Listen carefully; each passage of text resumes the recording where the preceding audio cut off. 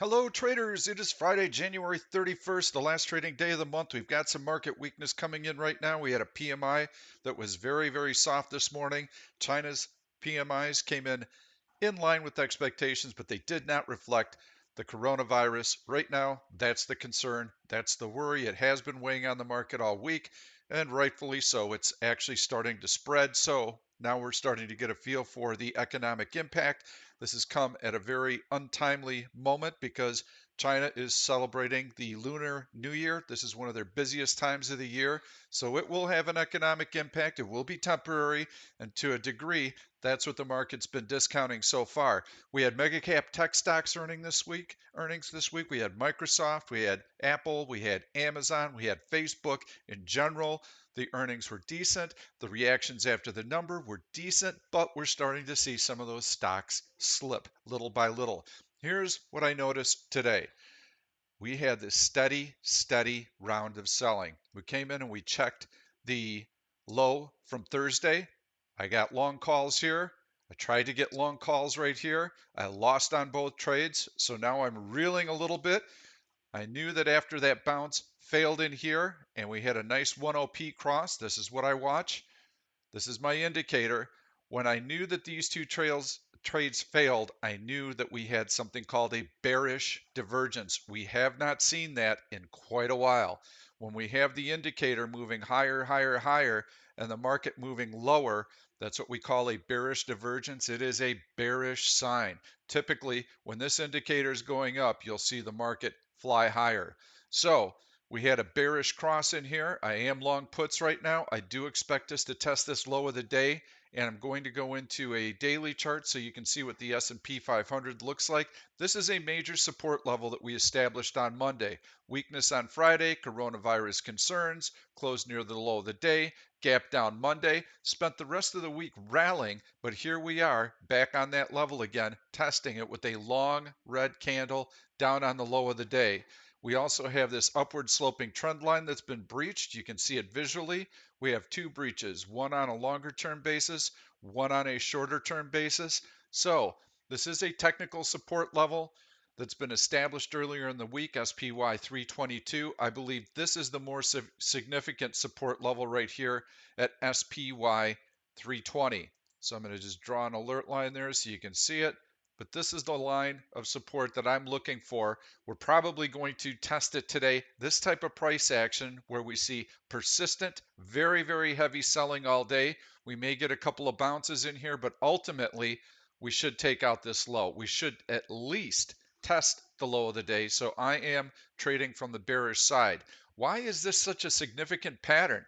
You can see that on any drop, you've had a market rally that's been super strong. So everybody's already in a mindset of buy dips, buy dips, buy dips. There's a dip, buy it. There's a dip, buy it. That's worked. It's been a great strategy to this point. However, when you start to see selling pressure like this and you get dip buyers just like I was this morning, and those dips do not produce any kind of a short covering bounce, it means that the sellers are in control and they'll continue to be in control. You need to be short this market today. We're going to continue to move lower. I don't believe we will see any meaningful bounce until the last 30 minutes of trading. This is going to be a nasty one. This was just like Friday was last week. We opened a little bit lower and then you just saw the selling pressure come in. So we've got profit taking, probably some asset managers now that all of the mega cap tech stocks have reported earnings. Well, all except for Google. Google reports February 3rd. But what happens is the air gets let out of the balloon. When you have people who are looking to take profits, they know that the really big mega cap tech stocks account for 20% of the S&P 500, so they want to wait for those earnings releases. They want to wait for those announcements. Typically, they tend to be very good reactions, as we've seen this week.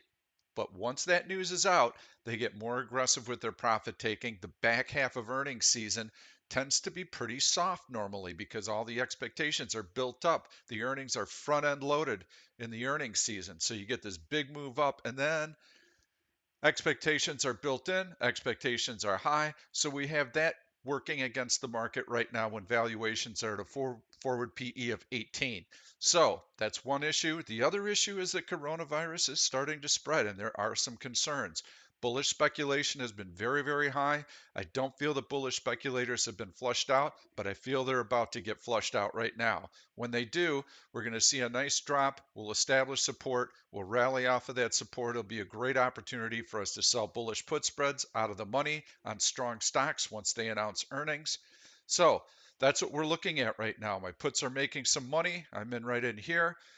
And I am long the February 7 expiration, 328 puts. And I bought those, I believe, at $5.65. So you can keep an eye on that. I've had a couple of losers today. It took me a while to figure out that this was a bona fide move, that we were not going to just bounce right off of this low. When we took out the low from Thursday easily, then it was a sign that we are going to see more selling today. Hopefully it won't get ugly, but it certainly has the potential to. Steady, persistent selling like this sparks sell programs because they tend to be very predictable. They tend to stay within that trend line. And once the sell programs kick in, they feed on themselves. Once bullish speculators see that low of 322 fail today, they're going to bail out of their positions as well. They'll finally throw in the towel. Now we're starting to see the market come in. I'm expecting another big leg lower. I do have to keep this commentary fairly brief. I am also short BYND, so I like that on the short side, and that short is working out really well. I got short in here. I am also looking at Apple as a possible short. And you can see that stock starting to weaken. It had a good number, and it has been strong relative to the market here, compressing on that low. Amgen was one that caught my eye this morning. It had a really big drop. This is one that I think can be shorted. Want to wait for the support to fail, watch for those signs of weakness, but that daily chart really looked pretty ugly here. You can see that big gap down. If I put up the moving averages, you can see how it blew through that 100-day moving average. This is probably going to be a good bearish call spread to sell right in here. So tread cautiously right now. If you've got long exposure and you're in some bullish put spreads, you can always hedge yourself with some VXX. Ultimately, I'm watching this support level right here. I'd like to see how things shape up. I don't think a lot of people are going to want to go into the weekend long, given that mega cap tech stocks have reported earnings, given that most of those stocks are lower than their earnings reaction. So I think that we see a little bit of softness into the close. Everybody will take a deep breath. They'll see what's happened with coronavirus over the weekend. Perhaps the bid starts to firm up next week. I'm not looking for a bloodbath. I'm not looking for a huge correction in here. We've got some support at SPY 320. That's a really great level, in my opinion, to start selling these out of the money bullish put spreads. I am still expecting us to be range bound through Q1. Stocks have to digest their recent run up. They have to grow into their valuations. The guidance has been good. The earnings have been good. We can assume that to resume once coronavirus runs its course. Little soft patch in U.S. economic data. However, GDP did come out yesterday at 2.1%. That was actually better than expected. So nothing too much to worry about. FOMC Jerome Powell, Fed chairman, said this week that he is worried about disinflation. If he sees signs of it, they're ready to ease. So we have a very accommodative Fed that will provide a safety net for the market.